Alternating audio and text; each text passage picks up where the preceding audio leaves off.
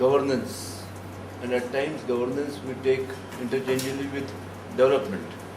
विकास होना चाहिए, विकास से फ़ायदा होगा, विकास से बहुत कुछ ये एक्टिविटीज नहीं।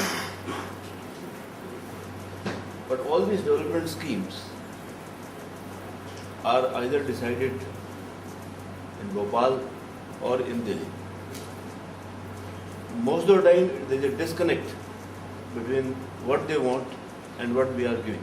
So governance deficit and delivery mechanism both get affected and leading to only statistical achievement. जैसा 25 करोड़ रुपए IAP में दिए, 25 करोड़ खर्च हो गए डिंडोरी में, but what happened to those 25 crore? It's a very small sum.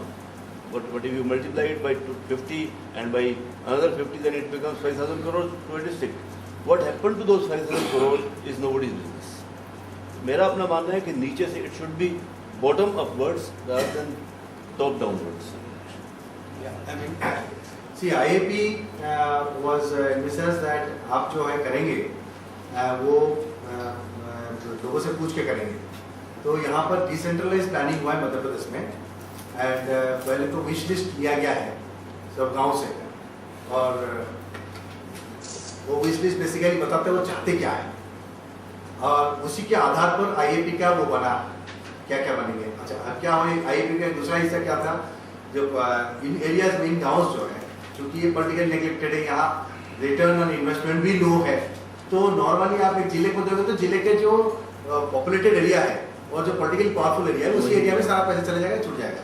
तो आईएपी में खास करके टारगेट किया गया विलेजेस कि जिन विलेजेस को लेकर आना चाहिए, तो आईएपी का ज्यादा से ज्यादा मनी उसको टर्न किया गया, बट उस विलेज को कनेक्ट करने के लिए, बाकी करने के लिए आपको take roads and all which are beyond those villages, and when this villages were then as far as possible, जैसे बालाघाट में दे डिडंट डू गाँव टू गाँव सभा नहीं कर पाए, बट आईजी से लेकर एसपी से लेकर हर आदमी, कलेक्टर, ये लोग जो है जितना कोशिश किए भ्रमण करके एक आइडिया जुटाने के लिए क्या करेगा।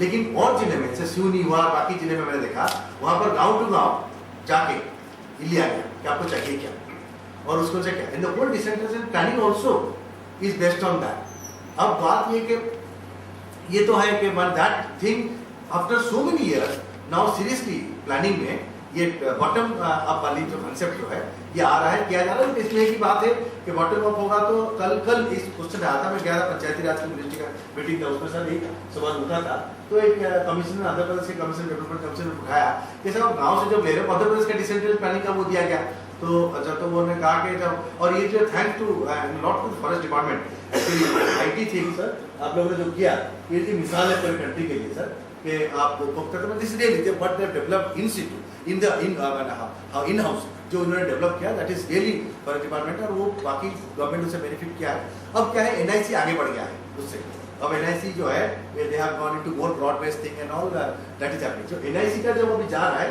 प्लान प्लस जब वो जा रहा है, तो उसमें यही सवाल था कि गांव से पूछना, तो उन्होंने एक सवाल पूछा कि जब गांव से पूछोगे तो गांव वाले तो गांव स्पेसिफिक माइक्रो नीड्स बताएंगे, आप कुछ मैक्रो स्ट्रेटेजी नहीं बन पाएगा उससे। तो मैंने कहा कि साहब मैं तो फील्ड में जाके चखा हूँ, आम का स्वाद तो चखने से मैं फील्ड में जाके देखा हूँ, मैं फील्ड में रैंडम सैम्पलिंग किया हूँ, गांव में जाके पूछा भाई ये तुम लोगों का डिमांड था, चेक किया कि हाँ गाँव से डिमांड है, उसमें एक चीज देखा, वो कहते क्या हुआ था, साहब हमारे यहाँ कनेक्टिविटी नहीं है, रोड नहीं है, हमको यहाँ जाने में इतना समय लगता है, ये एक माइक्रो डिमांड है, लेकिन सोल्यूशन इसका मैक्रो है। अब गांव से तो करेंगे नहीं, तो आपको तक रोड देना पड़ेगा, जो ऐसे गांव जितने हैं 25-30 गांव को जोड़ेगा, तो इसमें मुख्यमंत्री सड़क योजना से हो या आईएपी का पैसा लगा के हो और नरेगा का एक कन्वर्जेंस करके आप वहाँ रोड बनाइए। तो इस प्रकार से जैसे आपने हर वाटर सप्लाई का डिमांड, जैसे पानी नहीं है, बहुत कम है हमारे खेत में, हम तो बारिश में चलेगा नहीं, तो हो सकता है stop dam is the solution. Unrelated land है, स्टॉप आपका कैनाल टाइप कर नहीं सकते, प्लेन लैंड है, unrelated stop dam can work very well, क्योंकि अनरिलेटेड लैंड है, इसमें पानी का एक ग्रेविटी का एनर्जी है, तो आप उसको कहीं रोक सकते हैं, रोक के फिर रीडिस्ट्रीब्यूट कर सकते हैं। तो वो करने के लिए that is again a macro not a micro thing. Then it goes into macro, तो पंचायत समिति लेवल में और डीपीसी जिला प्लानिंग कमीशन के लेवल में कलेक्टर्स, एसपी, डीएफओस को ये काम दिया गया to identify and do for IAP.